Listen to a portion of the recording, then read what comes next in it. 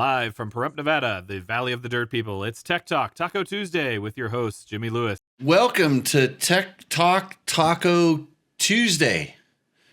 This should be episode number 230, according to the records that I don't keep very accurately.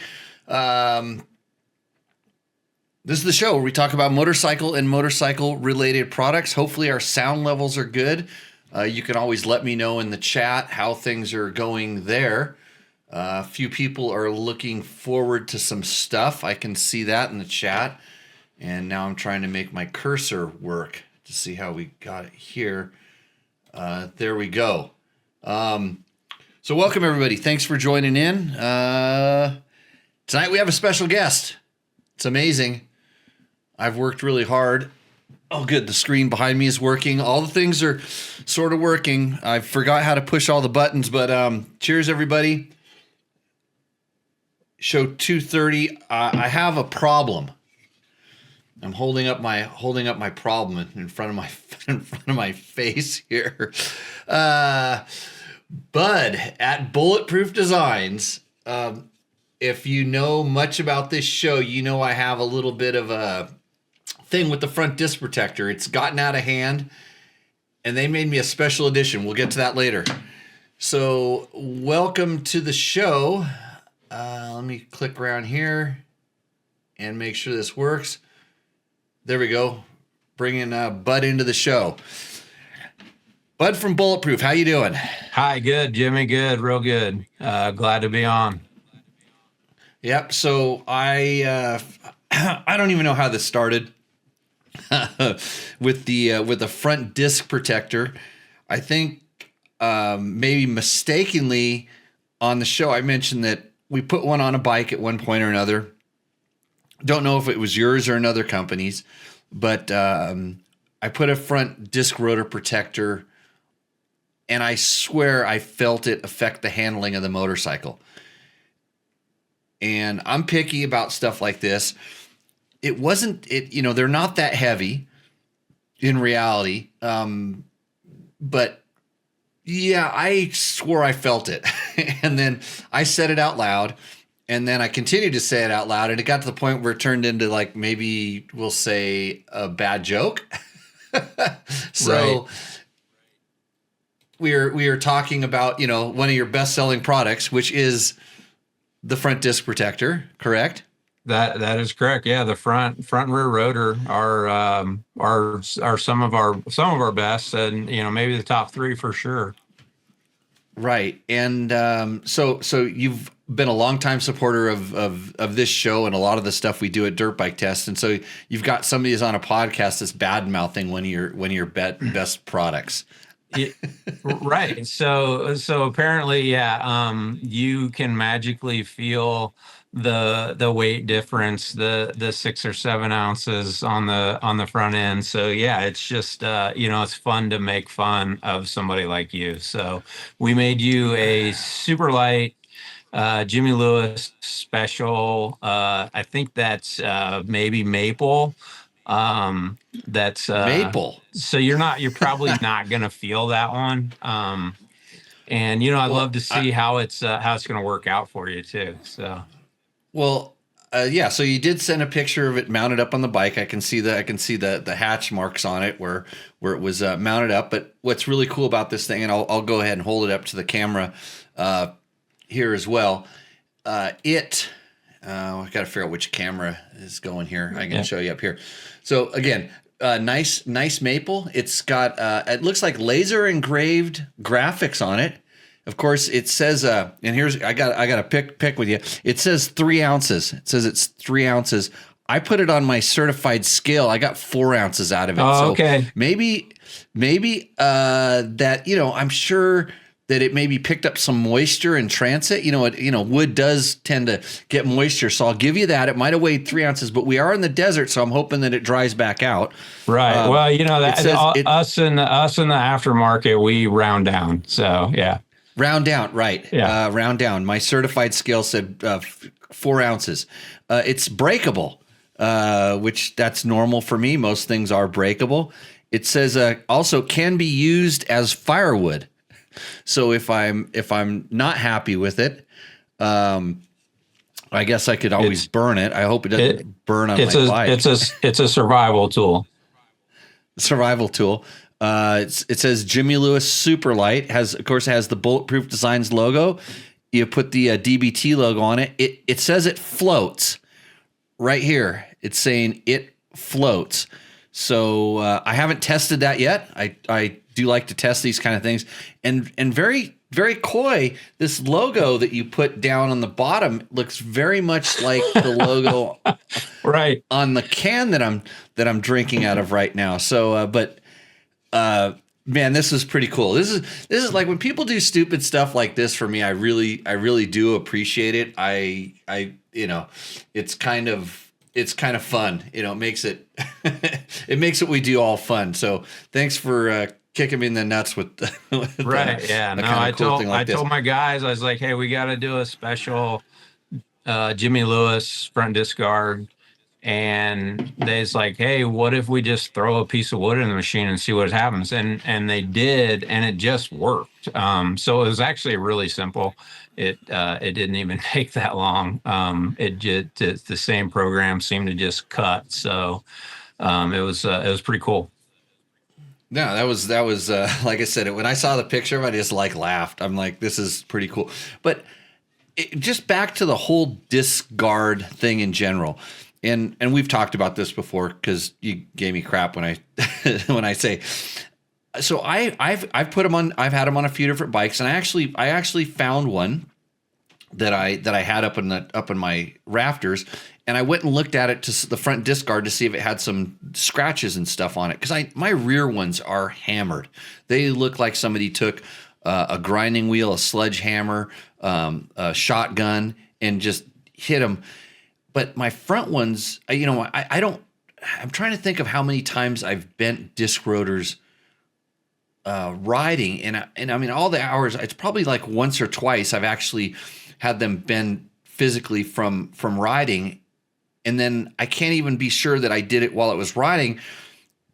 I think it was kind of done during transport. I loaded it in the truck and ran it up against the side of the gas can or whatever. Right.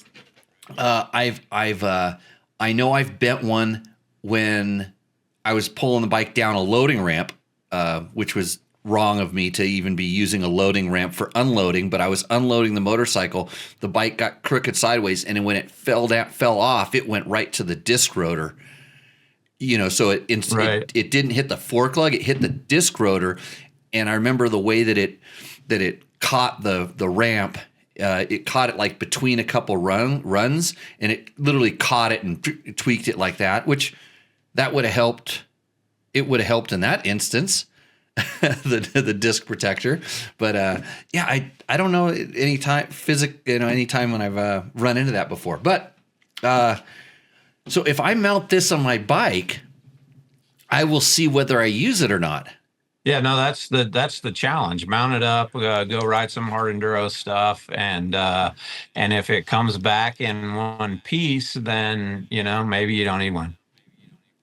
Then I'm glancing, trying to avoid hitting things with the front end. But anyways, so let's get a little bit of history about. So Bulletproof Design's been a sponsor of the show for a long time. You guys make a lot of protective items and mostly basically billet stuff. Right. So yeah, since 2005, we've been doing this, and it's all it's all USA made billet products, and it just generated from wanting to make something better than a stamped and bent guard for a radiator guard. It all started with the radiator guard.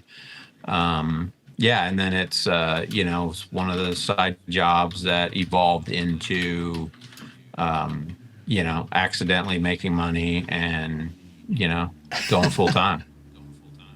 So accidentally making money.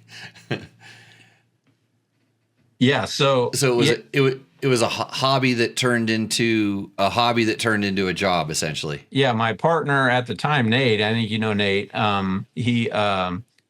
We both grew up in Southern California, and we both ended up in Missouri.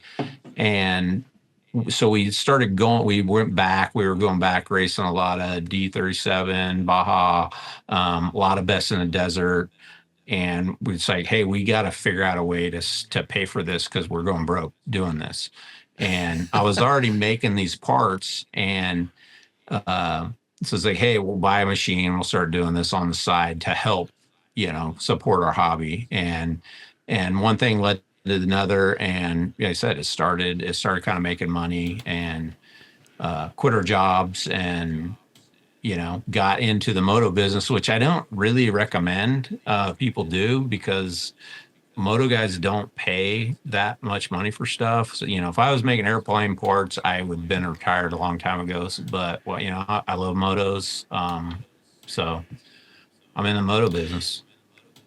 Right. And so what were you making before? It was, so you were like a CNC shop, or? Yeah, no, I was in the mold business. So yeah, injection mold stuff, but I hated that, and I love motorcycles. So, I just evolved into something that made me happy and poor. like a lot of us that are in the moto business. It sounds somewhat familiar. I was lucky I had a semi-successful spurt at motorcycle racing that allowed me to kind of get out of the I would say the drugs, the dredges of because as a journal, I tell you what, journalists don't make any money, and I was eking it out. Basically, I made most of my money photo modeling. Sort of got a lot of free bikes to ride from racing, but I figured out like that the racing and the journalism kind of combined would allow me to get a lot more of both of those things, even though I wasn't getting any money.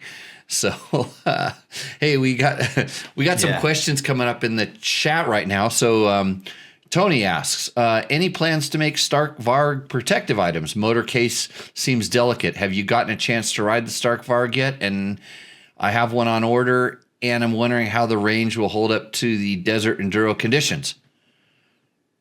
Okay, so I owned a Stark Varg until about a month ago, and I loved the bike. It's just super fun. I didn't like the range, but I mostly bought it to make parts for, because it's got a horrible chain guide. And so we fixed the chain guide. We basically made a mount that goes onto the Stark swing arm, and our bulletproof mount accepts a KTM chain guide. Any of the TM or BRP chain guides or stock will fit on it, and it fixed the problem. And that's really the only part that we make for Stark, and that's the kind of part that I love to make, because it fixes a problem.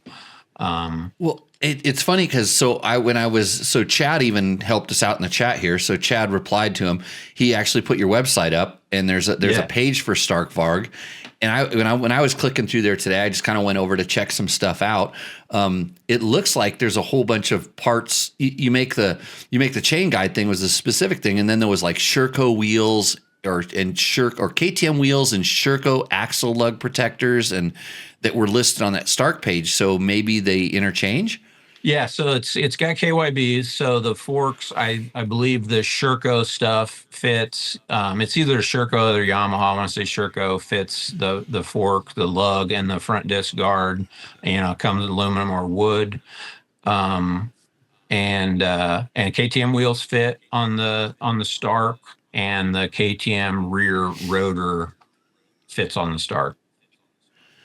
Not to throw a plug in here for no particular reason, but I would think that maybe these kind of disc rotors would go over with those Stark type owners made out of renewable things. You could actually, Yeah, I think I think we could be onto something here. We could have a Jimmy Lewis signature Stark Varg front disc rotor that's fully renewable, green. Right. Yeah. You can burn it and make power to recharge your bike. I still have not ridden the Stark. I've seen them. They've been, the guys have had them out in the track. My last conversation with Stark involved them telling me how they would like me to test the motorcycle. And I said, that's not the way that I do things. I would like to test it like I would feel as if I were a regular person, not be told how to test something. So we still haven't come to terms. I would love to ride one. Yeah, it's a great motorcycle. It's got, the fun factor is through the roof. I think it makes a great moto-bike for sure. Trail bike, it can definitely work. I ran out of juice like one time and I was like, yeah, this isn't going to work for me. But I mostly bought it to make parts for it, and it's definitely got a market. Yeah, I don't doubt it. And then it's funny because people think like, oh, you're anti-electric and anti this. Especially if you're from a certain clan or tribe or whatever. You hate KTM's this week, you hate Yamahas that week. You're only a Honda guy. I've got it all. And now I like it. I like riding dirt bikes. I don't really care what it is. So don't give me the you're not an electric guy. I rode an Alta. I gave an Alta a pretty damn good review back in the day. And I rode some ones. I rode some. What was the name of the other company? The one that they're still around. So hard. I'm so bad with names. They make mostly kind of dual sport or urban bikes. Oh, yeah, I know what you're talking about. They make the street bikes. It's kind of like a lot of street bikes and stuff. Some of those in the early days were horrible. And when I kind of explained why their performance was not on par, and it's mostly the throttle control. The throttle control didn't match what you're used to with the motorcycle, because an electric motor makes a lot of torque off the bottom. So the review wasn't very positive. And then they the people that were there just completely beat up on, they're like, oh, you're never going to get another bike, and we're not going to advertise with you, and we're not going to support you. I'm like, I don't care. I wasn't doing the review. I was trying to explain to people. I've ridden one since then. They've gotten so much better. And so, it's that's the way this kind of stuff works, I believe. Yeah. I mean, so what, go ahead. Go ahead. No, go ahead. The Stark is, the 80 horsepower. I mean, if you've never ridden an 80 horsepower motorcycle, you need to do it. It's just the fun factors through the roof as far as straight line. I can't believe I don't see more videos of people with paddle tires in Glamis, riding these things, because they're just insane for straight line hill climbs. Yeah. How long? Oh, the company's name was Zero. Thank you, Tony. Zero. Yep. Yeah, Zero. That was right. Zero Motorcycles. I gave it a 0 in my review. I don't even remember when I did. That may have been at Dirt Rider, actually, come to think of it. It may have been that long ago. And stuff's come along. But how, two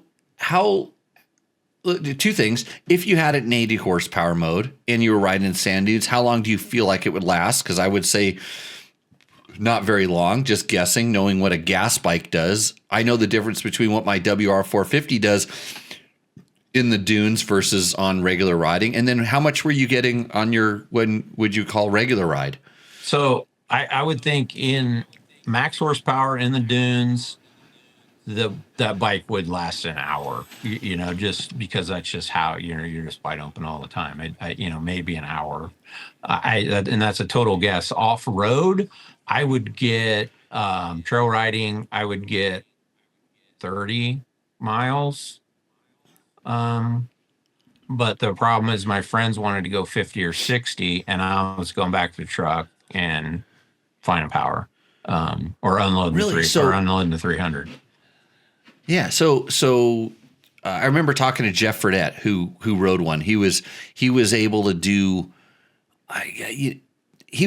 First of all, he was the first person that like kind of really rode it off road, and then kind of gave a pretty thorough impression of it. And he was able to do, I think, I don't know whether it's an hour or 2 hours, but I think it might have been like an hour and a half of hair scrambles riding and stuff. And he's one of the smartest riders I've ever been around, because, you know, he used to ride low horsepower motorcycles. He was always on the KDX 200 and stuff like that. So he was pretty adamant about like, hey, I didn't need as much power as this thing was able to make and all these other stuff. So he was able to get pretty decent range. I don't think it was quite what he really needed to do exactly what he wanted to do, but he was able to make it work for what, you know, what he was doing. And then but yeah, an hour at the sand dunes would be, it'd be interesting. I'd like to actually try that, because, and this is the kind of stuff I would do if I had one. I don't know if I put a paddle tire on it, because I don't really like paddle tires in the dunes, largely because I like turning and carving in the sand dunes. And a paddle tire is horrible for that. Especially when you're like, what's really fun is to turn like you're on the moon, and you go up a big dune and you turn down, and that's where the paddle tire like doesn't have any edge, and then you eat shit, you high side. Right. Well, I mean, if any bike doesn't need one, it's the Star. Like I said, it's like 80 horsepower. I mean, and I believe it makes every bit of it. It's that's just insane. I mean, I only ever rode it, like realistically, I'd ride it at 30 or 40. And it was still way more than I was used to. Right. And so when you adjust it, you can adjust the level you kind of set a horsepower level. You could set the horsepower level and the regen, which is basically engine braking. Yep. And so it needed more adjustability. Like I was explaining to people, like my 890 has all the modes, like off-road mode, and it makes the throttle tamer. And the Stark didn't really do that. It just, the throttle was still as abrupt. It was just less horsepower. So I would like to have all 80, but have to like twist it all the way to get there. Yeah. Huh. I mean, these are the kind of things that I'm sure they're working on. I hope that company can sustain and survive. I mean, it's getting tough. This last 6 months, you're starting to hear like there's grumblings going on. I'm not 100% sure of. I've actually been trying to get some information from different manufacturers to find out how really good or bad it is. Nobody's talking. They're right. No, it's just internet rumors right now, which I try not to listen to, because that's I would pull the rest of my hair out. Which you and I both have the same amount of hair to pull. Right. I think that like I said, I've asked this question to certain people, and the reason I ask it, it's not that I care that much, but like people are asking me, they're like, hey, what do you think about this? And I'm like, I've been around for a while. I've kind of seen this happen multiple times. There's all this crazy stuff going on. Like, there's this election thing happening that's going on. Yeah. And then there's a certain thing with the economy that's always sort of there, but the election's making it worse. And then there was this COVID thing that happened, and there was this lack of production, overproduction / market saturation / I'm not an economist. I just have a stupid podcast show meeting thing whenever we do these things. No, I think it's all of that. And COVID was obviously great, almost too good for the power sports industry. And now it's I don't know, it's a rebound from that. And like it or not, the motorcycle, off-road motorcycle industry revolves around what KTM does. And if KTM's not healthy, then the industry's not going to be healthy. And now I don't know that anybody knows. That's the big thing. It was funny because I know some people that are into the stock market and stuff, and they're like, hey, look at this KTM stock. And frankly, it's tanking. It's tanked, actually. I didn't look at it today or yesterday, but a couple of days ago when we were sitting around at the restaurant, we all pulled up our phones and we were looking at the Yahoo finances and I go, huh, interesting. That's pretty. But then you just do a little bit of research. And since it's a trade on the European stock market, it's a little different than the information we get here. But we started looking at it. It's like, they're hugely in debt when you look at it as a company. But they make a lot of money, and and if you look at it outside of the stock market, they're very, very strong. I mean, it's not like they're just going to disappear and go anyplace. And then you start doing a little bit more research. It's like, well, 75% of the stock is insider held. That's what they call it. And it's like, I'm pretty sure that the Pure Mobility Group kind of owns a lot of the companies that are suppliers. And you start thinking about, where's your debt from? It might be loans to banks, but it also might be outstanding debt to suppliers, and they've bought a lot of stuff. You can do the math however you want, and unless you're probably one of those insiders, you probably don't really know what's going on.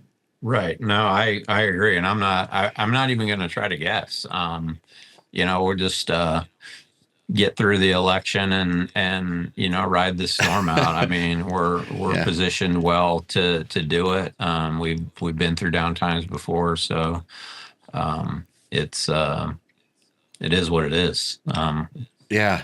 I don't, and people are like, well, that means, and then there's all, like said, the internet rumors, the stuff that people talk about. Oh, they're making all their parts in China, or they're making it in India now, and they're doing all these different things. It's like, they're not doing anything different really than what a lot of these other manufacturers are doing, as far as where they're having part source, diversifying some of their stuff, placing themselves in markets for certain reasons. I always tell people, look, you're just a dumb motorcycle rider like me. Enjoy the bike you got, and clean your air filter, change your oil, and don't worry about where you think the parts were made, right? Right. No, it's like, you just, sometimes you have to just stay off the internet. And yeah, like you said, just ride. And that's why I do this. I mean, I'm as passionate about riding. I always have been. So I'll ride anything, anywhere, love rental bikes and wherever. Just put me on it and I'm happy. Right on. So, of course, Tech Talk Taco Tuesday is brought to you by a host of sponsors that we've never settled up with because we forgot to do that. Got a good ad guy here. You're looking at him, and he's not very good. But anyways, thanks to Yamaha, of course, Taco Moto, who is sponsoring the Roost OR Endo segment tonight. Scott Sports, of course, Climb, DDC, Chain Wheels, Trail Tech, Fasst Company, Bulletproof Designs. Thank you, and I liking the Bulletproof Designs hoodie. We're matching. We got that matching.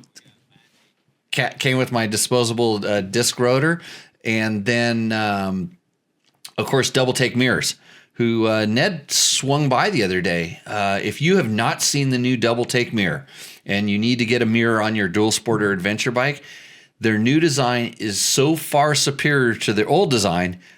I can't tell you how you could take something that's so simple and so good and make it that much better with just a little bit of tweaking of the designs. And they did that. I've been running those mirrors on my bikes for a long time.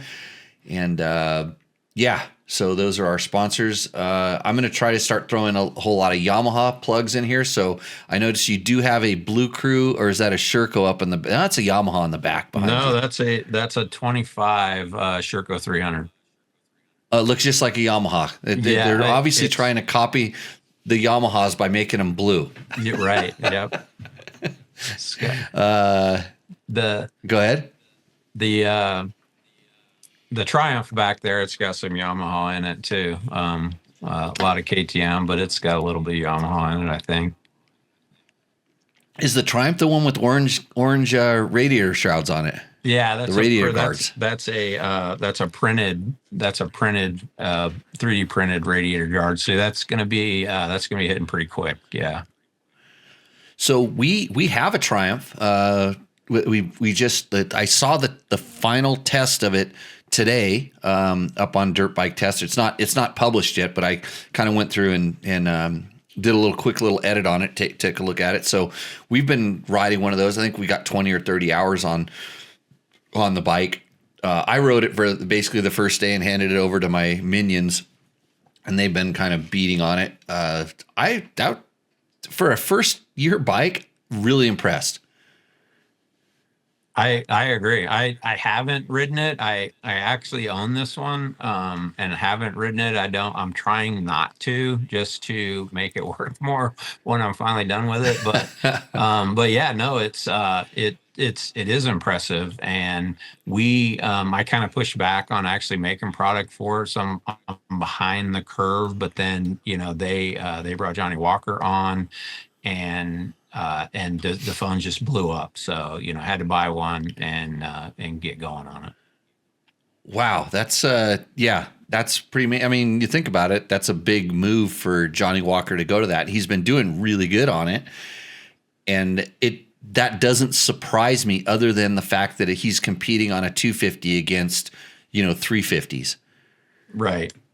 And I think yeah, I talked to him in Colorado at Enduro Cross, and he acted like the bike worked better in Europe than it works here, because maybe the Super Enduro is a little bit more spread out, a little faster. But yeah, he's been kicking butt on it, and on basically an underpowered motorcycle. So it's all good. Yeah, I like. I remember when I first started doing the enduro cross stuff. I was riding, and we were trying to figure out what the right bike was for it. This is that's a long time ago, but to me, it was always like 200 two-stroke was sort of the it seemed like the ideal thing. And then everybody kind of, it was 300 two-stroke, and then a lot of guys were going between 250s and 300s and switching around, and to 250 four-stroke. Man, that's crazy, because you just don't have that torque and that little extra torque to kind of lift you out of a turn. I mean, you love the lightweight, and I suspect when he's over here, he's probably riding a pretty stock bike. Yeah, I think the motor on the bike, since he just got it, it's from what I hear, it's bun stock. So I think that's more probably a testament to his abilities. Because I think everybody else is riding a pretty hopped up 350, so or a 300 two-stroke. But yeah, the bike seems to really, really handle well. Right on. So back to Bulletproof. What are the things you're selling the most? What are the hot products?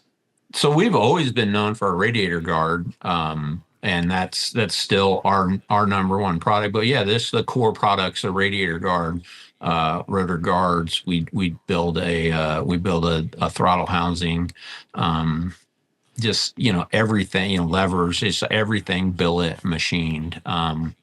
We've got big into the hard enduro just this year and last year. So we're building some hard enduro specific parts. We're building a clutch cover, and a heavy duty brake rotor, stuff like that. That it's surprising, like how abusive those guys are on things. And because I was always like, guys were saying, hey, we need a clutch cover.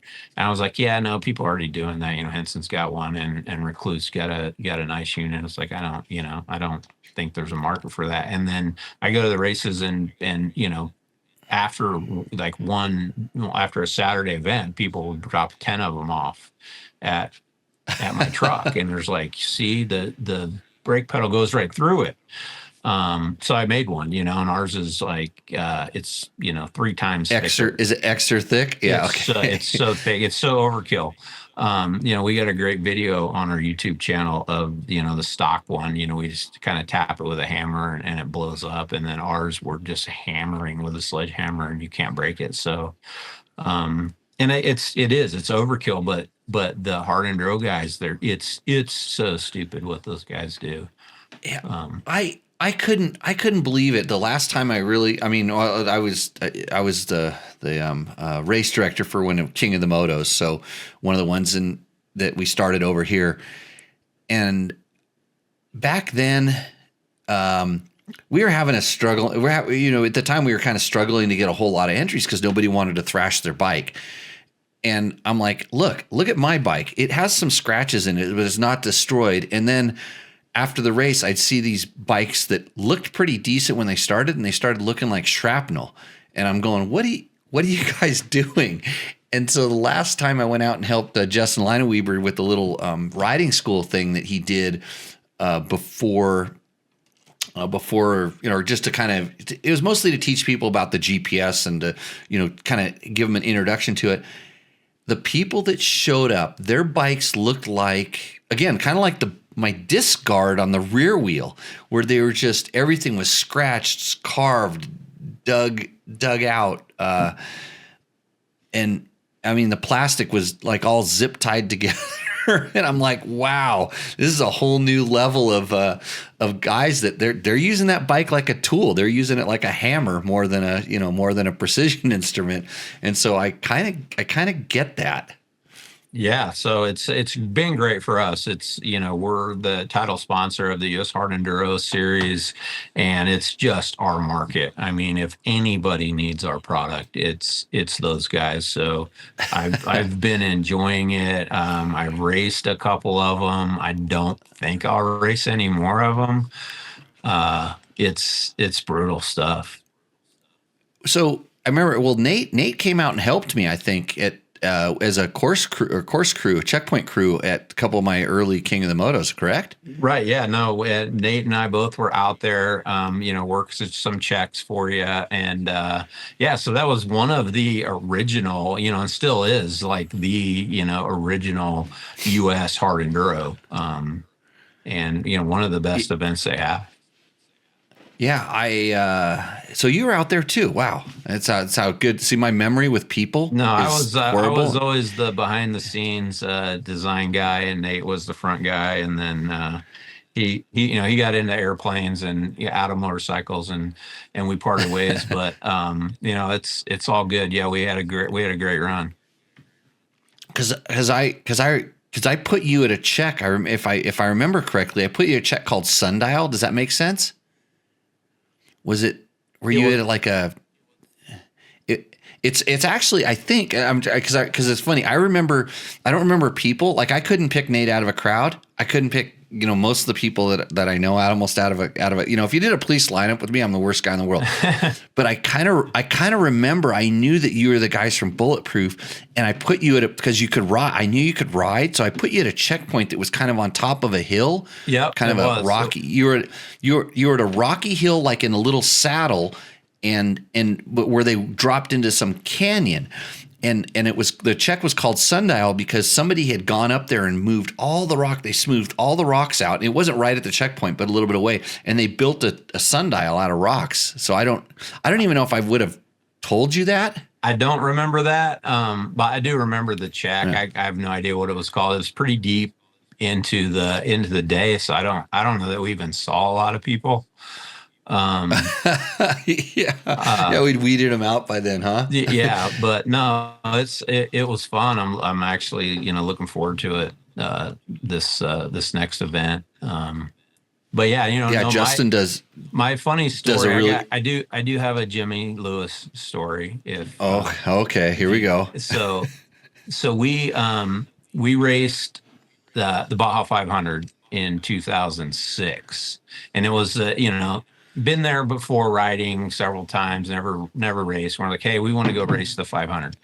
And so we signed up in the pro class 22, we had no business being in that class, but we wanted to get in front of everybody. So, because we were in it to finish it. And so I'm pre-running, and I saw you actually opened the gate for you, and you rode through, and I was like, oh, that must be Jimmy Lewis, because you were on a BMW. Okay, I was going to go, is it BMW or was it XR100? Yeah, no, you're on a BMW. And you didn't say, hi, thank you, anything. You just rode by, rode through the gate, and I closed it and went on. And what a dick. Yeah, right. So no, it gets better. So then at like 2 days later, hold on. I'm gonna make it better here right now too. Yeah. Since we're talking about Mexico, you said Mexico, I said tequila. So I'm starting the race, and I don't know if you were right in front of me or right behind me, but we're at, it's 5:00 in the morning. It's dark in Sonata, and you're probably doing interviews and what. No, nobody knows me from the Man on the Moon, and I'm like, hey, introduce myself. I'm trying to talk to you, and I think we knew you from Dirt Rider maybe at the time, Yeah. and you were kind of standoffish, kind of a dick, and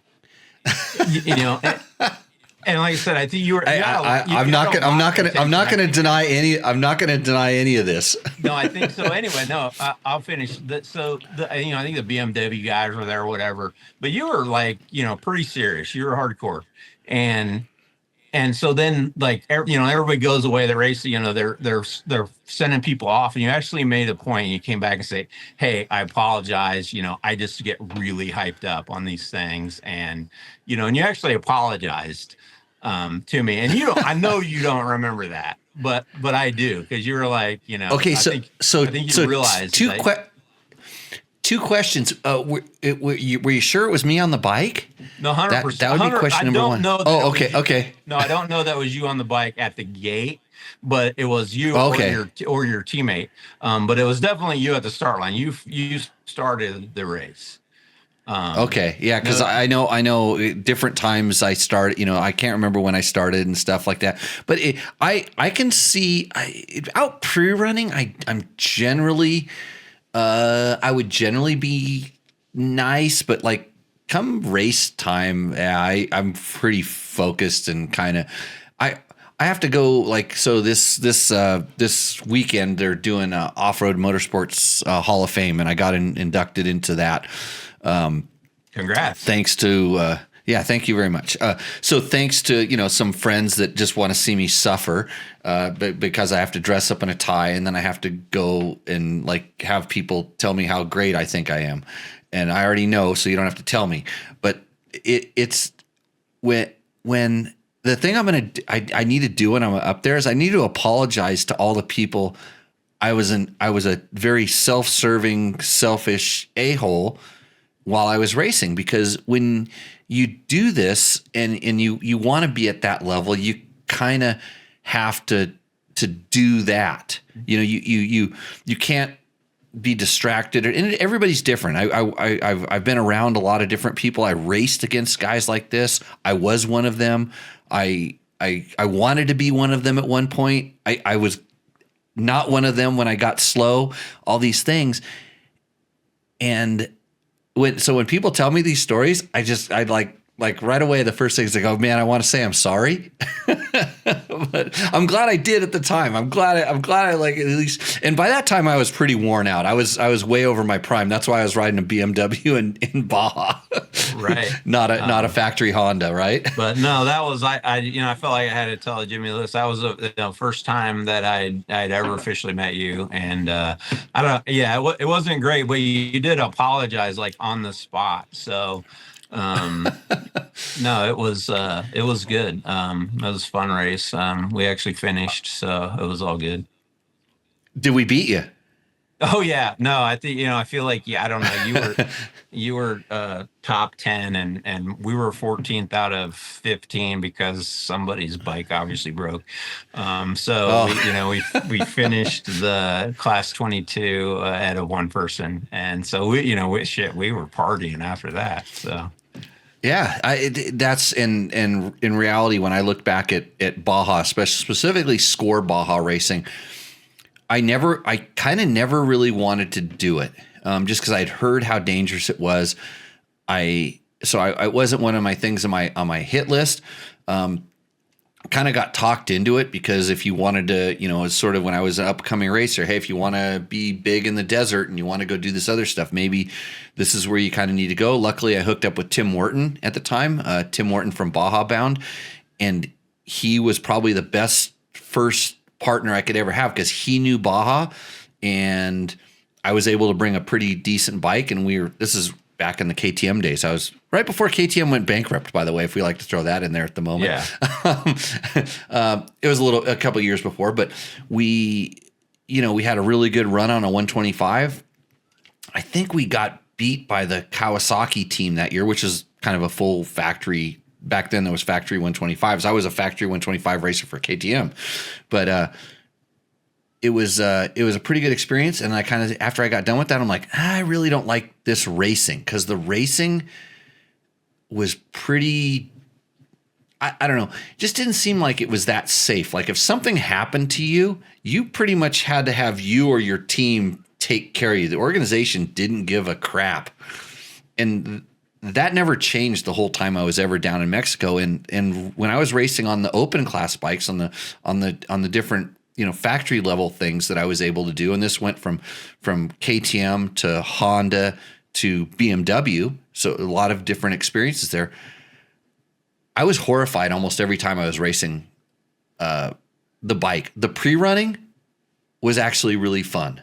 That's why you went down there. And it wasn't necessarily to pre-run the course.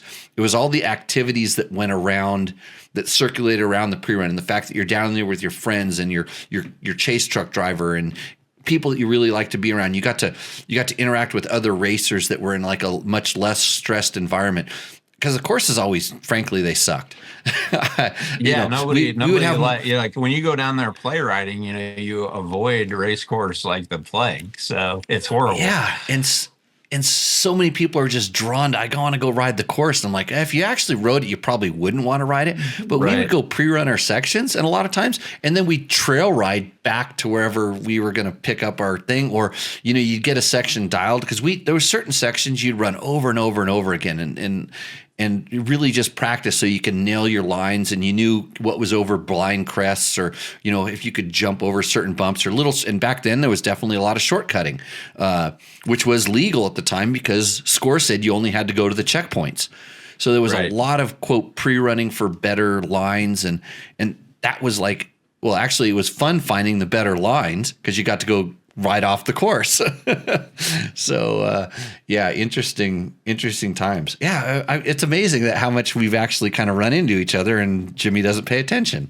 It's is that, and King of Motos, and, beyond that, I think I was going to try to ride with you last winter, like on my way to California, and I broke my leg. So, oh boy. Yeah. So it's, no, you gotta come out here. Yeah. Then we have you in studio. It's a lot easier in studio, and I'm going to start doing that more, where people come out and go riding, and then we're going to go for a ride. And like I did with Chuck Sun, I had Chuck Sun in here a few episodes ago, and that was super good times. Cause, I don't know, when you just go ride, I mean, for me, that's what I like doing the most. You just go riding with somebody. The BS that you get to do out there and enjoy it, and then you kind of bring it back into the studio and kind of wrap up your trail ride. It makes it really fun. Yeah, no, and that's what I live for now.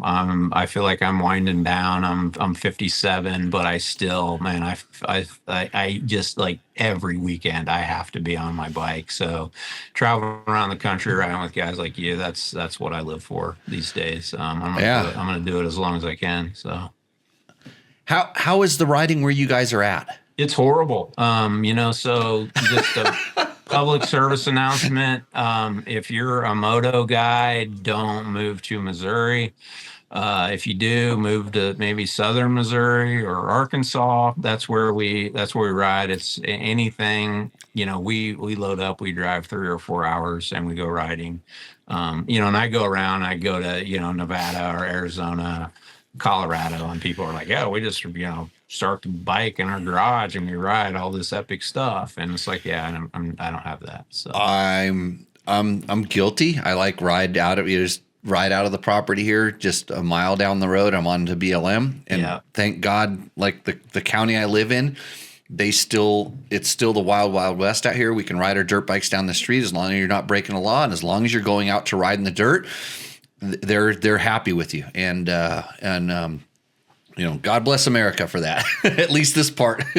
Yeah. And it's super, super awesome.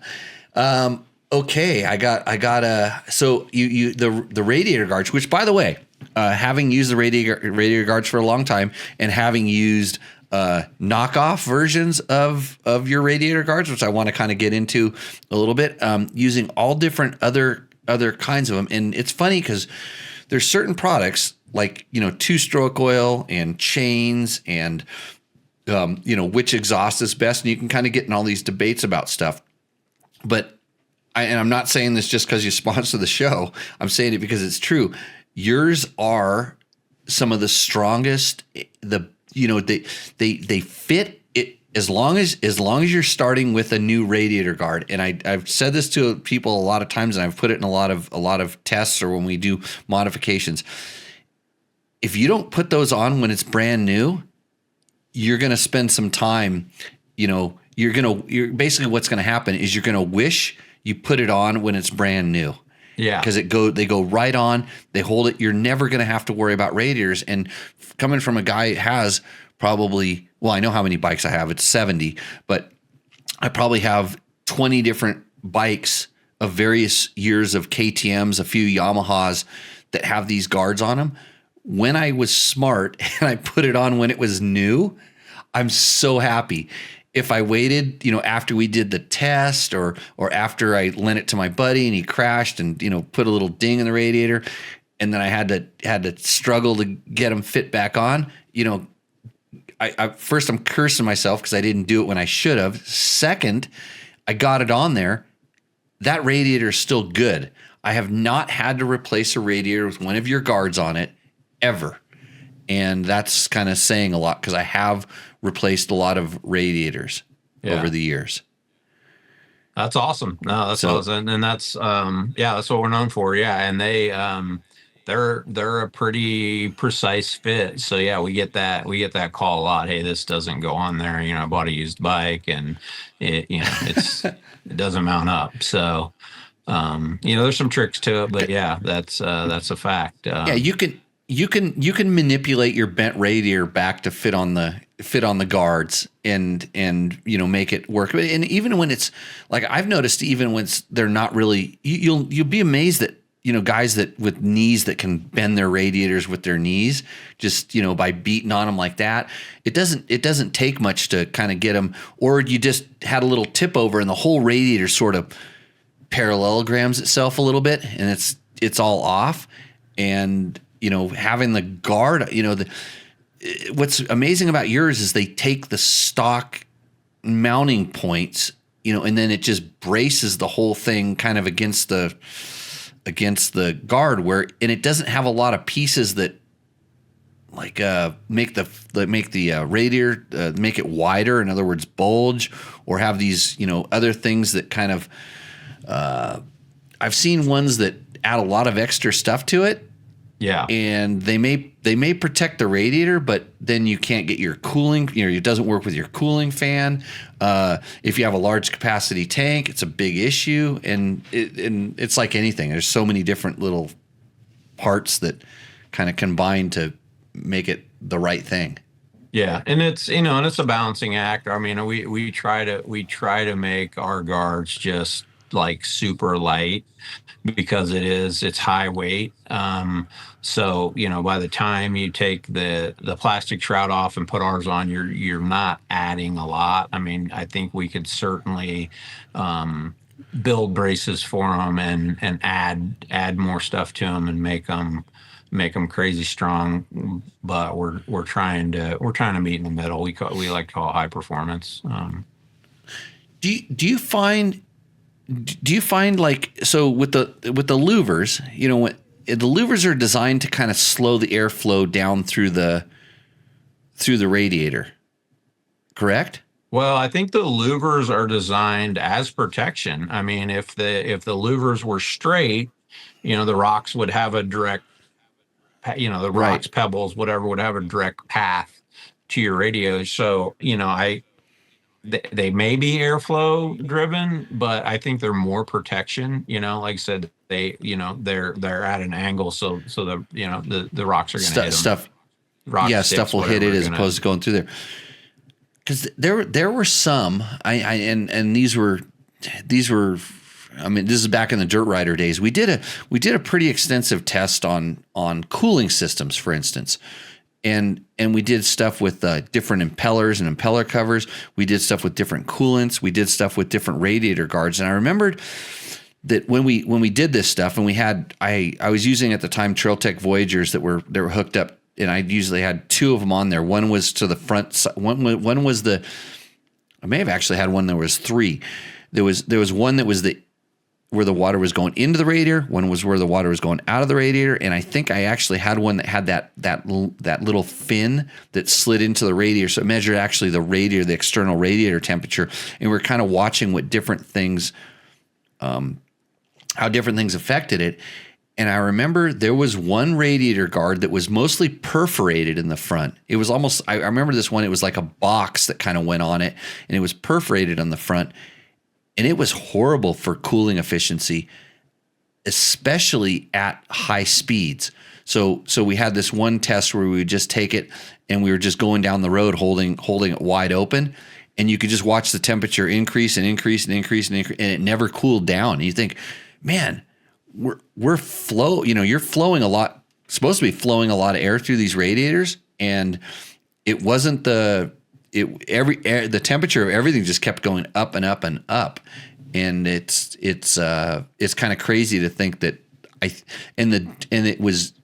it was that particular radiator guard was the thing that was causing it.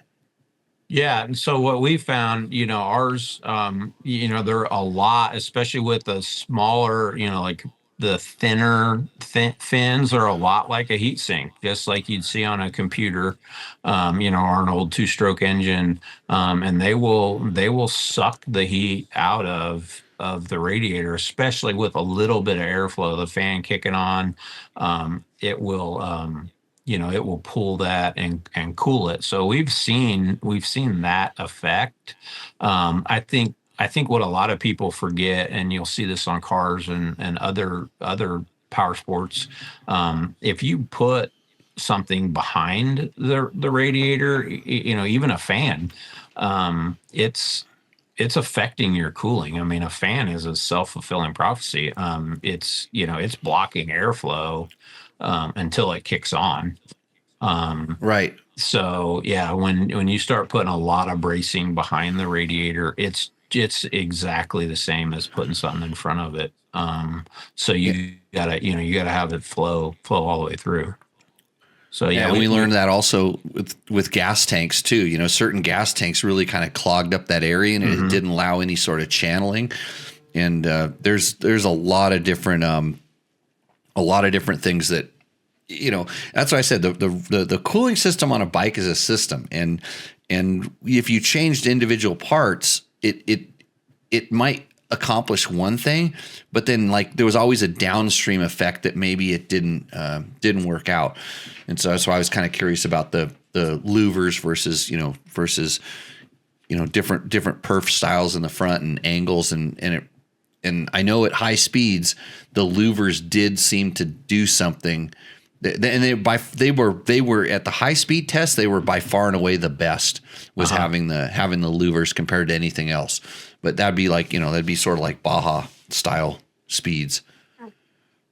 Yeah, I mean, typically at high speeds is not where anybody has an issue. It's the low speed, no airflow, high rev stuff. That's where, hey, and you know how I don't scratch my bike up. I don't never bent my front disc rotor and all that stuff like that. And my skid plates usually look like they're just perfect, hardly scratched at all. The the other thing is all the heat that you're generating that's causing your radiators to make that steam stuff is coming from your clutch. Right. It's your clutch. It's your clutch use, dude. Right. People are like, my bike's always overheating. I go, yeah, and you're always on the clutch. You're constantly slipping that thing. Yeah. That's the best way to generate heat inside of a motor is just use the clutch. Yeah. Anyways, that's a nugget of knowledge for all you people. When your bike's overheating, look in the mirror and ask that guy, how much are you using the clutch? Right. I have a trivia question. How do people smoke their clutches in the sand? You don't know? I don't either, because you think about it, your tire's already spinning in the sand most of the time, right? Right. Why would you slip your clutch if your tire's already spinning? Yeah, I have no idea.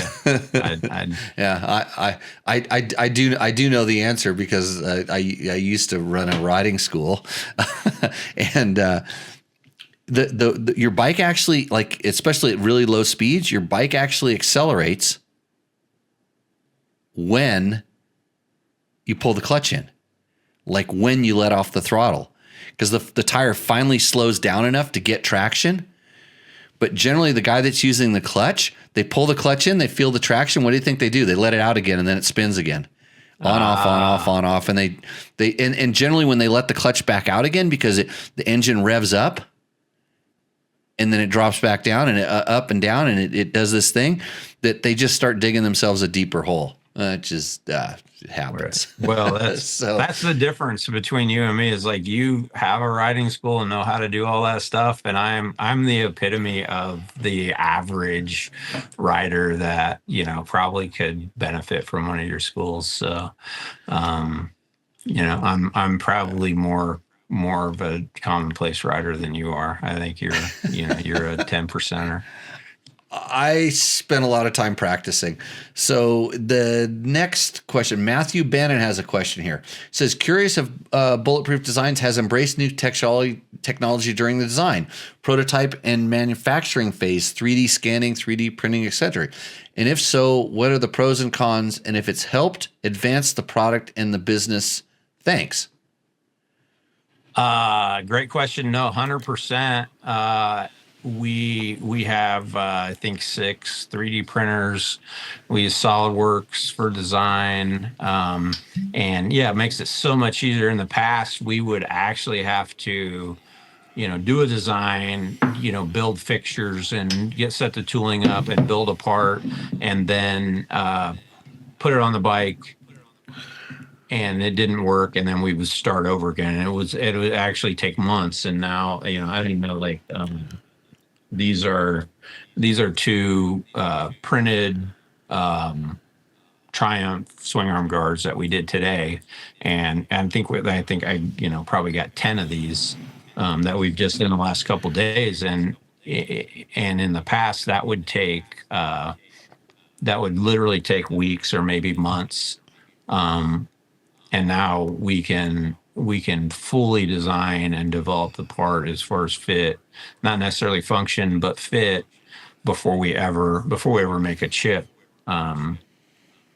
So it's been amazing. The problem is, I think, everybody has that technology, so we're not necessarily leaps and bounds ahead of our competition, but at least we have the leading edge technology to be competitive.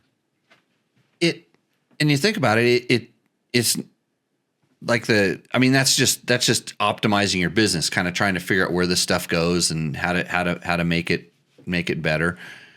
I had friends. I remember my roommate way back when he came home. He said, this program I found on my computer, it's called SolidWorks, and he was just he was actually a mechanic for Team Green at the time. and he's doing this, and then he starts designing these tools, special tools that he wanted, because he was really into having the really bitchin' tools, and he figured out how to make a tool to adjust the headsets properly, and these other little things. And now he's over at Joe Gibbs Racing, designing tools, because Right. he was really good at that kind of stuff. So again, everybody's always wondering what tequila we're having tonight on the show. If you were here with me, Bud, you would get to have some tequila. But we're having Don Cayo. We've had Reposado. No, we have Silver, and then also this Anejo, which is really good. It's the good Mexican stuff, the low alcohol volume tequila. Very nice tonight on the show. So. Cheers. When I get back down to Cabo, I'll be swinging by my favorite tequila shop to pick up a couple more bottles of this fine stuff. I'm getting ready to make plans to go down to do the course for the Nora Mexico 1000 here real soon, which I'm getting excited about, because I have some big plans. And while we were sitting there, my boss from the Rebel Rally, and also one of the people that handles like the media for Nora, put on the thing. They want me to wear I made a joke on the internets that I was going to wear my helmet in the Hall of Fame induction ceremony. And they are telling me that I should wear my helmet, because I'm always wearing my helmet. I should probably wear the helmet on this show, to be honest with you. It's safe. And Don Cayo, yeah, Emily, I got this I got it down in Cabo. There was a lot of taste testing that took place to come to the conclusion this is a very good. It says right on the thing, premium. So in case you're wondering, let's see what other questions I have for you. So have you made any products that were flops? Yeah, probably a lot. I guess that, just as a general category, the one that I was excited about was all the mini stuff. You see the dads at the Moto track, and they're going nuts, and they're yelling at their kid, and they're throwing money at everything. I was like, I got to make a 65 guard. I got to make a 50 guard, an 85. And we went all in, and we made rotor guards and radiator guards, and the Moto dads, they don't spend money on their kids' bikes. I think you got to make bling. I think it can't be functional. You have to just make stuff that goes on there and it looks really cool, but it doesn't do anything. And that might, because I see a lot of the dads that are buying. I've seen this. They buy a lot of useless stuff for their kids' bikes because they're not riding it. Right. It's the kid, and the bike has to look like. I think if you had graphics kits, it'd probably go a lot farther than actually a disc guard. Well, and, it's funny, the small survey that I'm able to do is like the same dads, are buying the bulletproof stuff for their bikes. But their kids not getting it. So that is probably just as a general category. That's the biggest flaw. They need to send their kids into the rocks. Yeah, and I don't know. So, but yeah, we make a lot of stuff that just doesn't take off, and can't think of anything beyond that right now. So, right on. Everything else is selling pretty good. Lots of knockoff stuff, and this is another thing I wanted to kind of bring up, that we see a lot of things that are you can. Well, I want to do this. I want to go buy a knockoff Scott steering damper on Alibaba or whichever one. I want to buy some janky flex handlebars. I'm kind of scared to do that, like right. To try to but there's a lot of knockoff stuff. But if you look at a billet part like the stuff that you guys make, and you think, okay, well, I can. There's somebody that can just take that 3D scan it and knock it out, correct? No, that's true. And I mean, I've seen in our biggest competition is every copy of our part that's made in China. I mean, we have a handful of good U.S. competitors, but the majority of our competitors are just copying our part, and that's why where we're good is getting to market faster. I'll make these Triumph and these 25 Sherco guards, which the 25 Sherco is totally different. And I'll get a good 2 or 3 years before I have any competition on it. So I welcome the change. We can react to the market very fast. And some of the parts are okay. I mean, they're direct copies. They're not bad. If you're not, it's almost like that. Copying is the most sincere form of flattery. Yeah, if you're not embarrassed to run it, then buy it and save the $50 and don't get a lifetime warranty and don't get any customer service and pray that it fits. There we go. And all this that is stuff. Okay.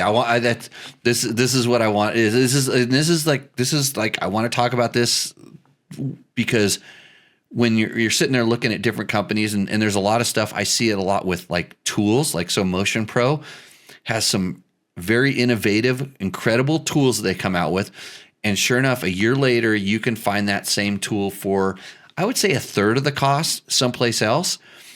And with that stuff, because it's a little more intricate, they don't last, they don't work, they break. It's just like, the materials that they use aren't the same. And when you're looking at a piece of aluminum, especially when it's like anodized and whatever, you may not see this, but have you ever seen where like, okay, yeah, the disc guard is made with something that's not the same material spec?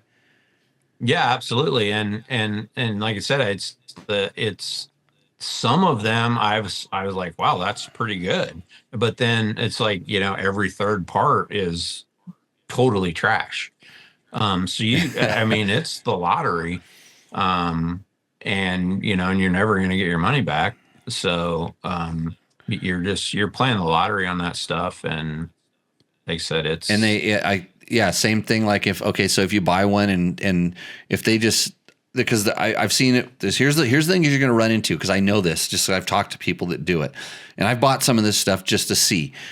The best ones are the knockoff handguards, because I've never seen a handguard that bends so easily, like the aluminum wraparound handguards. I had this one CRF 230 that I bought. I bought a Pro Jingjiang Zuki pipe for it. I bought Zoopy Goopy ABZ's handguards for it. I bought some ABCD foot pegs for it. I bought all this stuff for it and put it on. It was amazing junk. And it's one of those things you. So I think what I see is like our stuff's just, billet, solid block, machine stuff. The Chinese or any Asian market, they can take that part, and because their labor is so cheap, they can sand cast it. So you don't really know. Like I said, the end product kind of looks the same, but it might just be a cast, remachined, or hand finished part. They do. I'd like to spend some time over there. I might learn some stuff. But they do some amazing stuff for really cheap. So it's definitely interesting and intriguing being, in my market, because machining's, my thing. So. Yeah. And it, like you said, it goes back to they don't have, they're not based here. They don't have customer support or customer service. They didn't design or develop the thing. Like you said, you just made 10 Triumph chain guide parts. Like you're gonna come with the finished one, and all you have to do is take it someplace else and 3D scan it, and then there's your R&D. You scanned it, and so then here's the problem, and this is where people, if you're going and buying this stuff and you're buying that knockoff one, it only takes a few cycles for all of a sudden you're going to eliminate the developer from being in the market anymore. Right. So now the person that actually did all the design and develop, the guy that knocks it off, he's still there. He's looking for the next thing to knock off, but he's not going to develop a new one for you, and you don't get it. So I understand, we're all playing with our pocketbook and everything costs a certain amount. And I think you like the fact that, like, hey, it's like, I've got the real one. I've got the Louis Vuitton here. It's not the fake, the fake one. We just don't have people to go chase after all the patents. And I've talked to companies that, when it's a complete 100% knockoff, and they're like, we can't even afford to chase down this guy to make him stop selling it. And if you do go and do it through one of the marketplaces that's selling it, he pops up as a different guy. He changes his name by another letter, and then you're on to the next thing. And so you wonder how it affects downstream. You got to think about, that's what my purchasing power has the ability to control. Right. Nah, I mean, that's all accurate. So it's getting worse, not better. So all we can do is be on dirt bike test and protect the brand, and the brand is really all we have, and our customer service and our support and reputation. So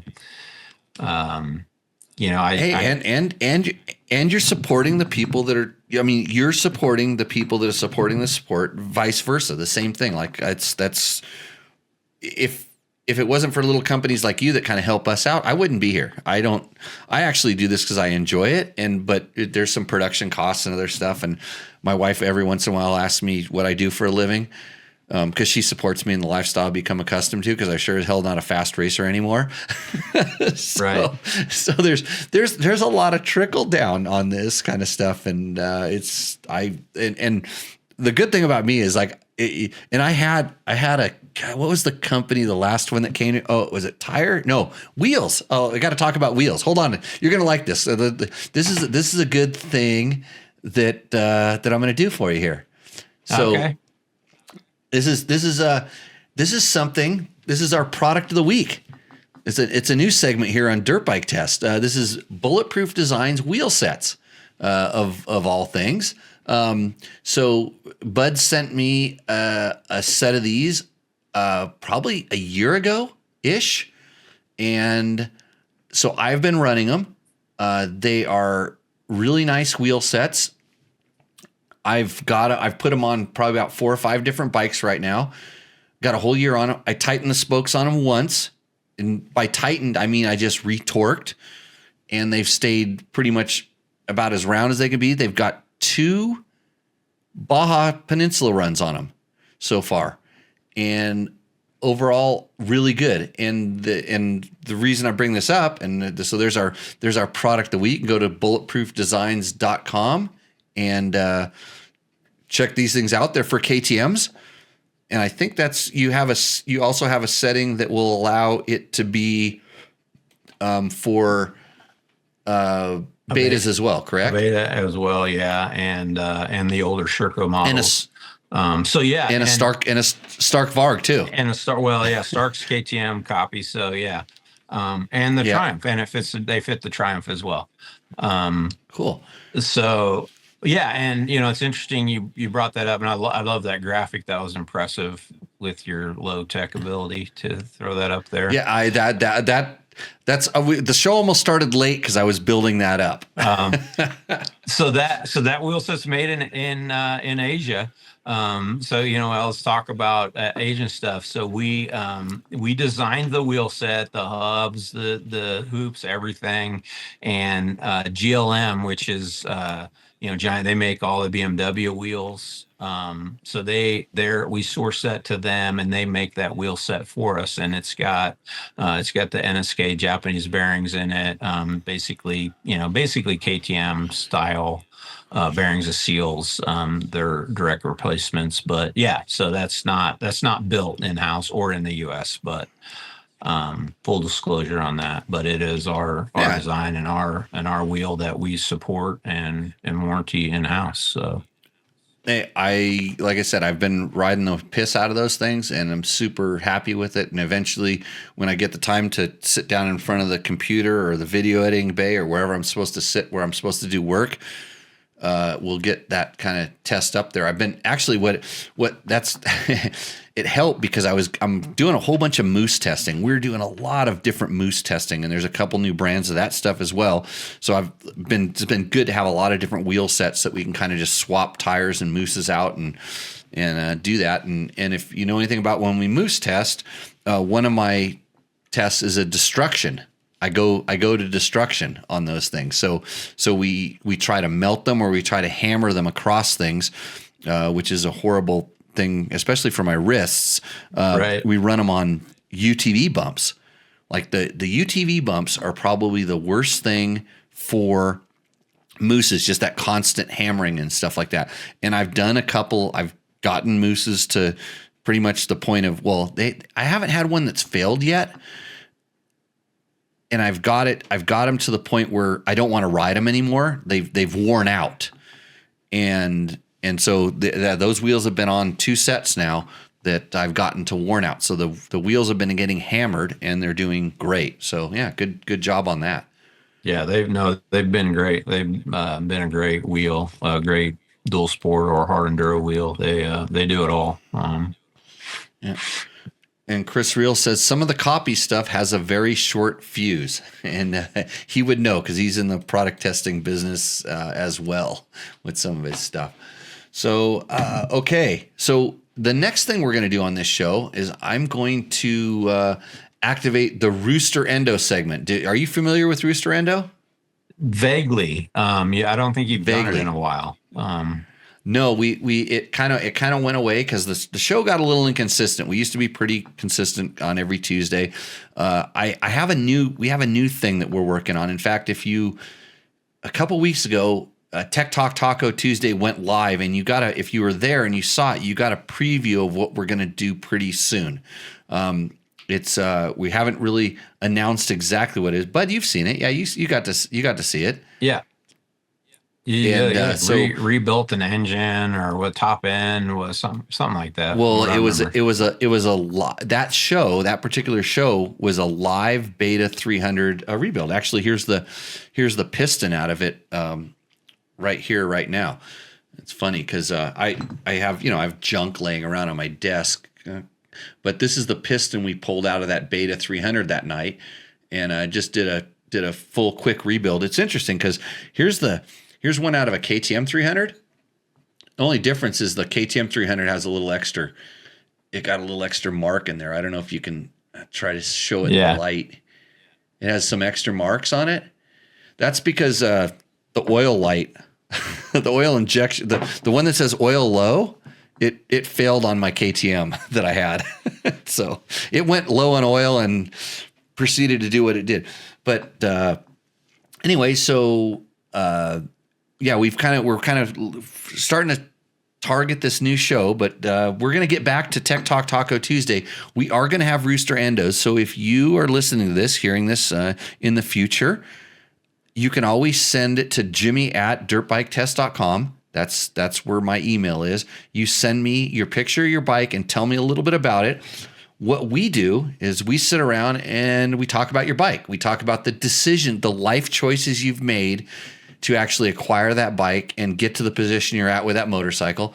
And then, thanks to Taco Moto, that's tacomoto.co. They are a reseller of a lot of cool different products and stuff. Taco Moto will give me a $100 gift certificate that I can give to you so you can, enhance your motorcycle riding, however that works. So today I got like 3 or 4 submissions. I'm not sure exactly how many. I was at the last minute slamming these things together. So I'm going to find the slide that goes to Roost OR Endo. Here we go. This is the Roost OR Endo segment. And I got to scroll over here on this other screen. You can see that, right, bud? I can. Yeah. It kind of looks like you at the 2006 Baja 500. Oh, geez. Really? we had to go there. Was my belly that big? Because it is now. He's got a house cat in there or something. No, you weren't. Okay, so this is Dave. This is Dave, and he's on a 2017 BMW 1200 GS Rally with the taller sport suspension. He's at 46,000 miles and he's on his third clutch. I'm just relaying the information. So I'm looking at this photo here. You see me kind of giving it a good glance. You know, every once in a while I go off on these tangents and I see some things. And this is a backlit, really bad backlit photo. So Dave, you need to tell your photographer to open up the exposure a little bit so we can see a little more detail in the photos. And everybody in the world right now is squinting at this photo, trying to see it. They should have taken it from the other side. Right. Yeah, that would have helped. And here's the thing. He also mentions, I stole your old helmet right out of your truck when you weren't looking. And no, you can't have it back. It's still good after 35 years, right? The funny thing is I do have a helmet like that. I used to have, I'm not kidding, I used to have a couple of them, but I don't think he really stole it out of the back of my truck. But that's the old Scott Summers Awry with the bolt-on face. Remember those? Yeah. That's a really classic helmet there. But that's a pretty impressive maneuver on a BMW GS. And having done a few of those in my time, I tell you, he's got it going there. The body position is incredibly correct. And he's got all of his junk up over the gas tank. His front screen is about ready to decapitate him. Yeah. It's almost going to give him a shade. This is where you got to be really careful with this stuff. But pretty ballsy move. Let me see what he says out. Oh, here we go. Here's where it gets good. It says, you guys in your skinny little lightweight cheater bikes need to add another 300 pounds to them to improve the traction and increase their gravitational pull to the ground. So that's what Dave has to say about here. But man, I don't recommend doing endurocross stuff on your BMW GS. I'm pretty sure that, you know how they have a lot of earthquakes in California? When that thing landed, there was probably some Richter scales that reacted afterwards. You have any comments there, bud? No, I mean that I've had a GS 1200 or two, and I don't know that I would do that. I mean, I wouldn't. I probably wouldn't look like that if I did.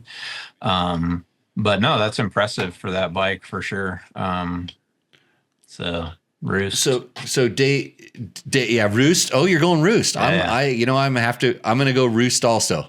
So Dave is at Irvseaver BMW. He's a sales guy down there. And when you're talking to a sales guy and they're doing this kind of stuff, they obviously know their shit, for lack of a better word. Right. And I think he said that they had, my question is, what did you do to get to your third clutch? I can help with that problem, not using the clutch so much, because he said they set up a little GS trophy style competition during a shop camp out, and that they did about a month ago, and this is the result. So I suspect, since he does work for a BMW dealership, this was just a coy ploy to sell more parts, right? Yeah. So I have a buddy that's got a GS 1200, and I know he's went through clutches, and it was, and I don't know a lot about him, but it was all in like the mode, he had it in some, mode where it was trying to, do the traction control, and he was trying to work the clutch at the same time, and they're, kind of working against itself. So it was like, I think and a lot of times it's better to just turn that stuff off and ride it. Like you currently have a KTM 890. Yeah. So that has a lot of modes. Yeah. I have one of those really simple ones. They're called Yamaha Teneres. And by the way, Yamaha, a big sponsor of the show. So before I just launch into my next product plug, which is exactly that, I bought a Yamaha Tenere after riding a lot of different adventure bikes because it's simple and it's comfortable. because the difference between, for me, the KTM like 890, 790 platform and the Yamaha Tenere, they're the same. They're kind of the same bike. They're trying to accomplish the same thing. And I went with the Blue Crew because I found it to be a much more comfortable ride, and I don't have any modes to distract me from just going out and riding. so back to the mode thing. So a lot of your modes are generally, your wrist isn't connected to the butterfly valves inside the throttle bodies. It's got a fly-by-wire throttle. Yeah. And sometimes when you're in a mode, especially a traction control mode, and I don't know about the new BMWs because I haven't ridden one, but a lot of times you give it a lot of gas and the wheels start spinning, and the mode senses, hey, your wheel's spinning, and so it does something, whether it's spark cut or turn the throttle valve, the butterfly valve the wrong way to eliminate the spinning. And so I've seen this when people are in sand and they have traction control enabled, they get on the gas and they know they want it to go, so they pull in the clutch and or low traction, even mud or whatever, you pull in the clutch so it revs up a little bit more, and then it grabs that little bit of traction, and then you let that clutch out again, and then it really bogs down because the butterfly valves aren't doing what you really thought it was going to do, and you get in a fight with the traction control. And so kind of a known issue. Yeah. So I don't, unless it's just pouring down rain and I'm on pavement, I hate traction control. I love throttle control modes. Because it softens it in the off-road stuff, but the traction control, I'm not a fan at all. Okay, so Dave is in the chat right now. He says, "Dude, really, a big belly and earthquakes? Thanks, pal." No, the big belly wasn't the cause of the earthquakes. The weight of the bike was the cause of the earthquakes. Right. And I was saying, when we've got that belly, it's really good to get it over the top of the gas tank. I'm with you there. The center of gravity. Actually, and I'm not kidding, David. When I saw that photo and I saw you on that bike, I'm like, and I'm not kidding. It looks like you've lost a lot of weight. Because I remember you look a lot like, I want to say, more aggressive, than in the past. And I usually have a way of stepping on myself, but I did, and now I'm trying to correct it. But I'm honest, you look like leaner than you used to be. And then he says, short clutch life was living in the friction zone, practicing slow speed stuff. Okay, so you're not the first person that I've talked about it's not the first time I've talked about the clutch and heat and stuff in this show. We brought it up earlier.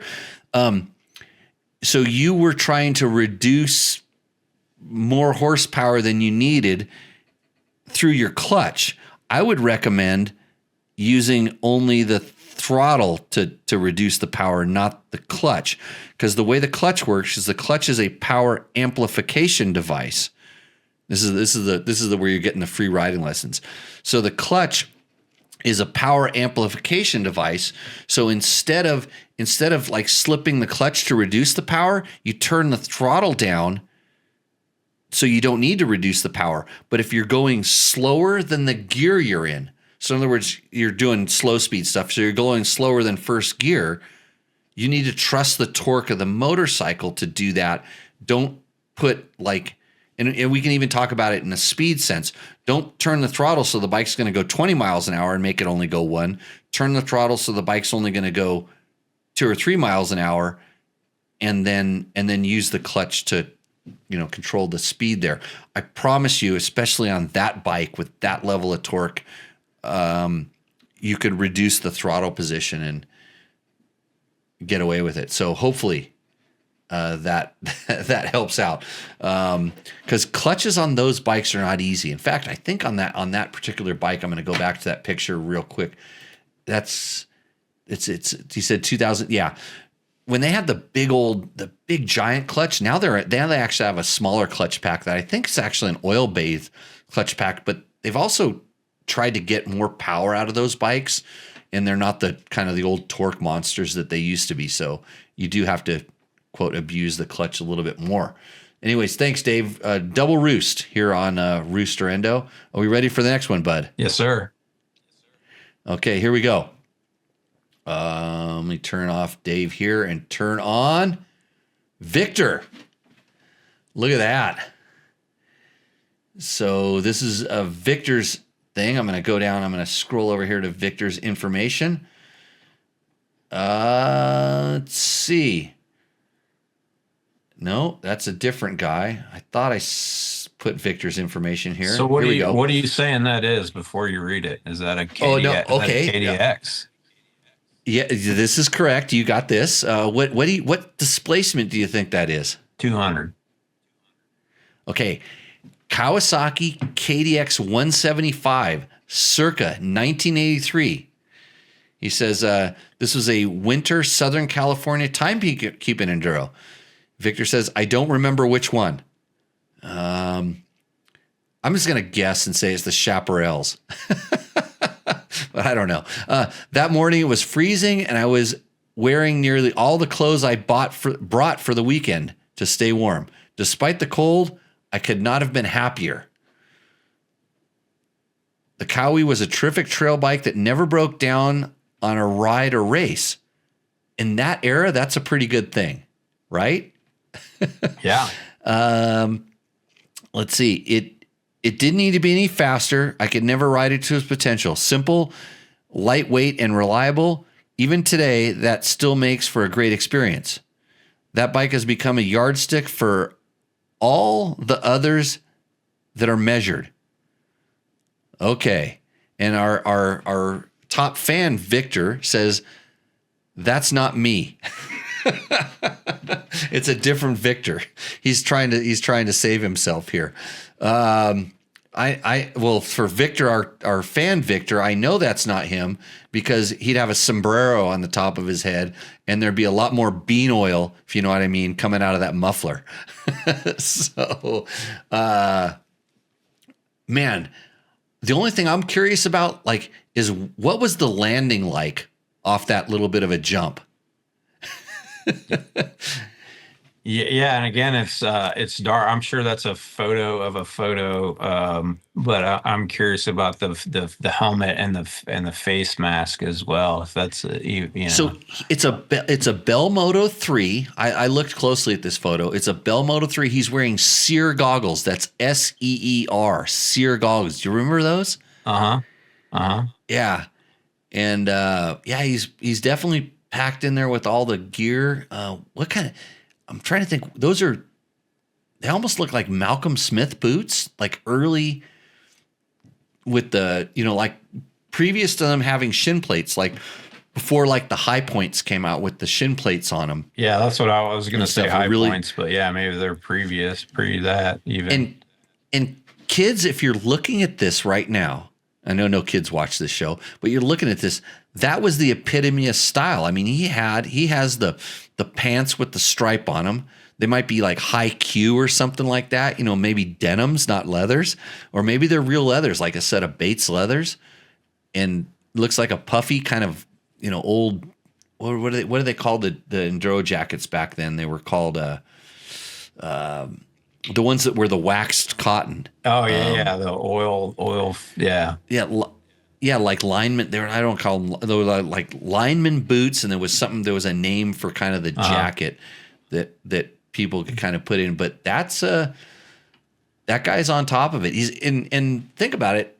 That's early single shock days. I mean, it was still twin shockers at the time. That's unitrack suspension, on right? That particular KDX. So that bike has become the yardsticks. All the others are measured by. Oh boy, that's a long reach. Yeah, for a minute maybe. Right, and so here's where we have to decide. I mean, everything about this roosts except for that comment. Right. I mean, that'd be like if he had a cig, that'd be like out me of his saying mouth, that he would get it. Oh, okay. If you had, I mean, that'd be like me saying the Cannondale is the bike that all others will be measured by. Right. And And it's kind of strange that you look at a Cannondale and you go, how did they figure this stuff out 20 years before everybody else? Right. So I'm giving him a Roost. I'm saying this, Victor, that's a full on Roost. I wonder if hard to disagree with that. I wonder if Victor's still riding. I wonder what where Victor's at on this whole thing. But I do appreciate that. How'd you do at the Enduro? I want to know how many points did you drop? What was the score? How did it all work out? I got a lot of questions about this, but I do enjoy the photo. Thank you, Victor. Going to our next photo this is another Dave. Dave sent me this picture, and I'm shaking in my shoes. Do you know what that is? Is that the 640? It's the 625 SXC dual sport bike from 2005. This is Dave Donnelly, a regular visitor of the show. I'm under the impression that he has submitted this before, and the reason I remember this is because, well, first of all, the photo that he sent in looked like he pulled the photo out of his little sleeve where he actually had the picture, and he set it on the table, and I had to crop into it. And at least he got the light right. I mean, he did shoot it where the light was actually on the bike. Yeah. But it's so out of focus and blurry from the photo he took of the photo. The actual photo might have been good, but the current photo is bad. But if you know anything about these particular motorcycles, that engine was a notorious big single that vibrated it usually shook everything off of the thing. He says, let's see, it had a factory high flow head and an FCR carb. What is a factory high flow head? I think, because I know KTM, this bike, I remember when I tested it at the magazine. So KTM has a way of they're producing a lot of bikes, and so they had a lot of LC4 motors, and they had a lot of, they were building the KTM Adventures at the time and different things. And then they look and they go, oh, we have a lot of those parts. Let's compile them together and get rid of them for one last year. They did it with the 990 Adventure, for instance, and a couple other bikes. And I remember when this one came out, there was like a you got them. They were pretty inexpensive at the time. They kind of sold them, and they really pushed them on the media. And they said, "Hey, go test this thing." And it actually wasn't a bad bike for the price and everything. But boy, were things changing, because they all of a sudden they had this new, the small RFS motor that was coming out, and you look at this motor that literally physically is twice the size. Dave says, fast as hell on fire roads and desert, not so good for the single track, but I wish I had kept it. No, you don't. Yeah. Endo. Endo. I'm going full. The bike's probably not still running because the parts are extinct. So yeah, Endo. Yeah, it probably vibrated it off most of the other parts. Completely stock, not customized at all. It looks like he just bought this thing, brought it home, took a picture of it. Usually that's what you do, by the way. If you're buying a brand new bike, bring it home, take a lot of pictures of it. So when you go to sell it, you can use those pictures right. to sell it. And then we go there. So and I think Dave has submitted this one before, so he's going to get a email. Mr. Smithers says, what's the email to send pictures to? That email is jimmy@dirtbiketest.com. And you send your picture and send us a good description or a story about your bike, and we will go ahead and put it on the show. And you're eligible for a Taco Moto gift certificate. That's tacomoto.co that sponsors the show. And I think that the winner of this particular segment, we have one more thing, is also going to get some stuff from Bulletproof. Yeah. Yeah. We got some maybe one of these nice hoodies. We do. I got some hoodies to give away, and we can give away some rotor guards, some real aluminum ones. Oh, a front rotor guard if they have a real motorcycle. Yeah. If they have to meet it. Okay, let me see what our next thing is here. Where did it go? Uh-oh, I've lost my here we go. Roost OR Endo. There's Roost OR Endo. We're going to get rid of that bike. And our next one is Roth. Uh-oh. And Yamaha, big sponsor of this show. Yamaha supports Tech Talk Taco Tuesday. So going in, if you have a Yamaha, you know that you're 99.9% more chance of winning Roost OR Endo because we play to our sponsors, right? Let me get the information here. This thing's looking pretty stock too, actually. Come to think of it. I'm giving it a quick glance because he did send some information. I have to get my cursor over here. Here we go. Attached are some pictures of both my 24. Attached are some pictures of both my 24 Yamaha Tenere 700. I use it to. Why they're both? It's only one bike, I think.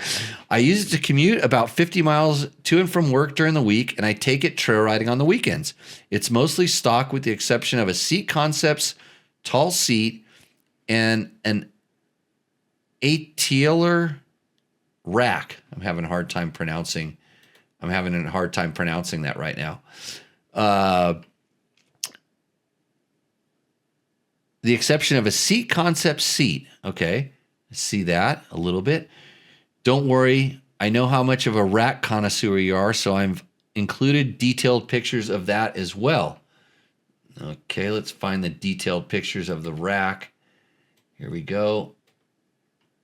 There's a detailed picture of the rack. I'm going to take the camera off. I'm not sure why that's important, but you did just show me that you have a really worn out rear tire. Yeah. Yeah, you could use it. You could use a tire there. The Tenere is a great bike. Of course, it's a Yamaha. I put 11,000 miles on it this year and had zero issues. Completely normal. This winter, it's getting in new tires, good, and suspension revalve respring. I really enjoy your show, and I'm glad that Roost OR Endo is back. I'm just because of what he just said there. I think I'm going to go. Let's see. You got Yamaha. That's a Roost. You've got a Seat Concept seat. That's a Roost. And worn out tires, which means you use it. Your photo is actually not that bad. I always kind of go off in these tangents on the photos.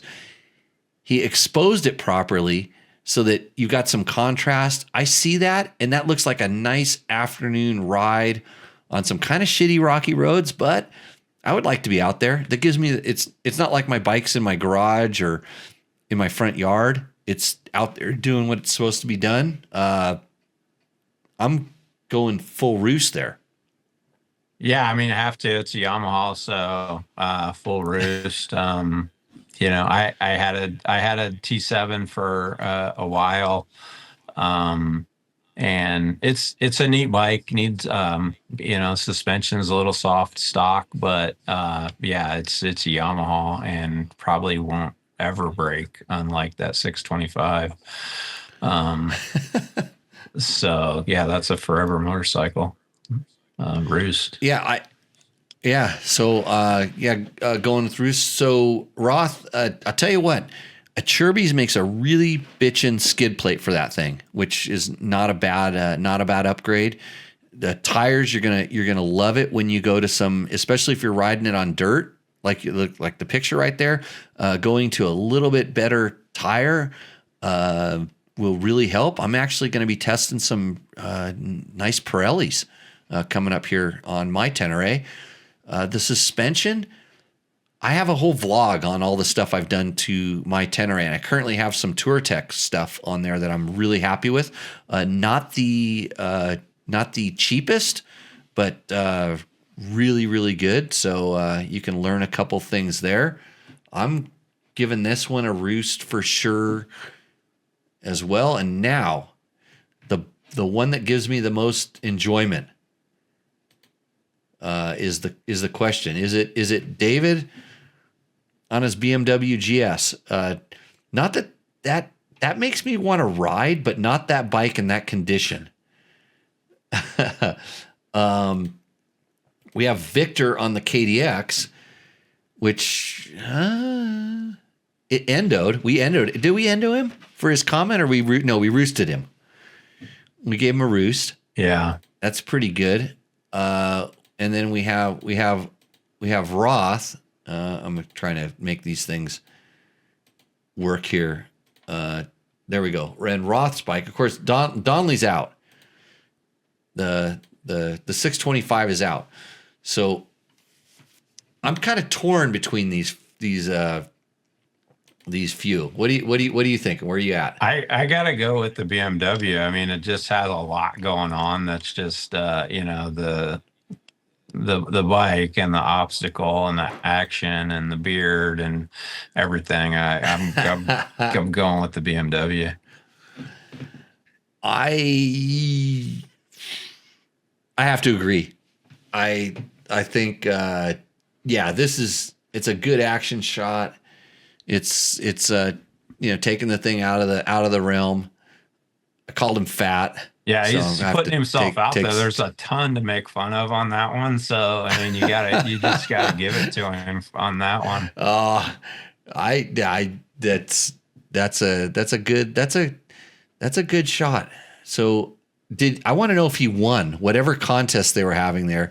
If David won at that particular event, but pretty nice. Let me scroll down here. I'm going to look at my thing. So I just noticed somebody in the background too. So I don't know what's going on there. So they're probably scoring on dabs, or it's somebody to run in. Yeah. It's somebody that's going to run over and pick up all the thing. It looks like one of the BMW riding school courses.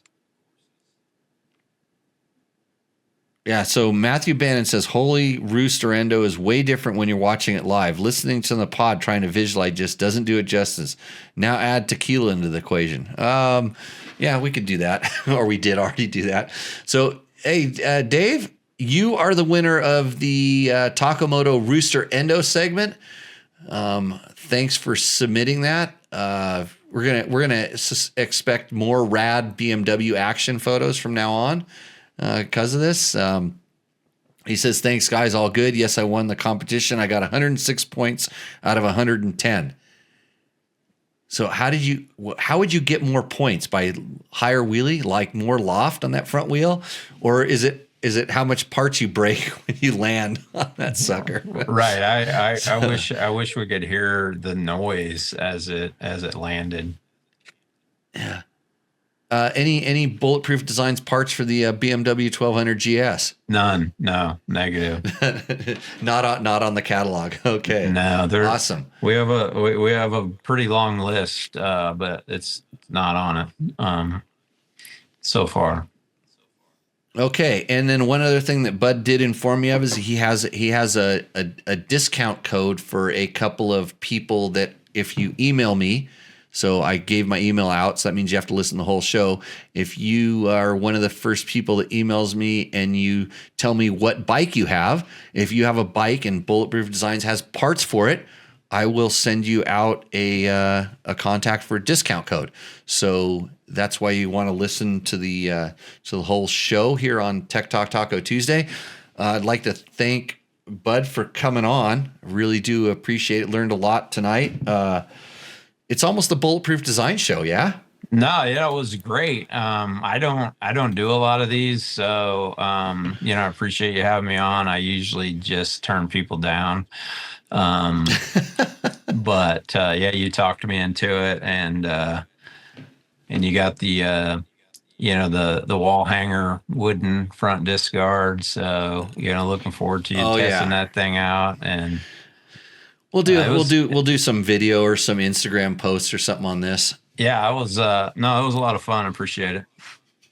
Yeah, no, I appreciate it coming on. And like I said, we run a pretty loose program around here. It's not too scripted or too formatted, but having a good time. Like I said, super stoked on all the products I've used in the past. If you're interested, it's Bulletproof Racing. Bulletproofdesigns.com. Bulletproof Design. So many different like racings and Right. .cos and .everything. Bulletproofdesigns.com.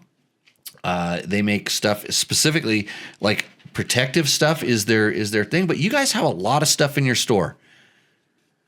Well, yeah, we do. We sell, you said a lot of, foot pegs is a big seller for us and levers. But yeah, it's mostly protection parts for sure.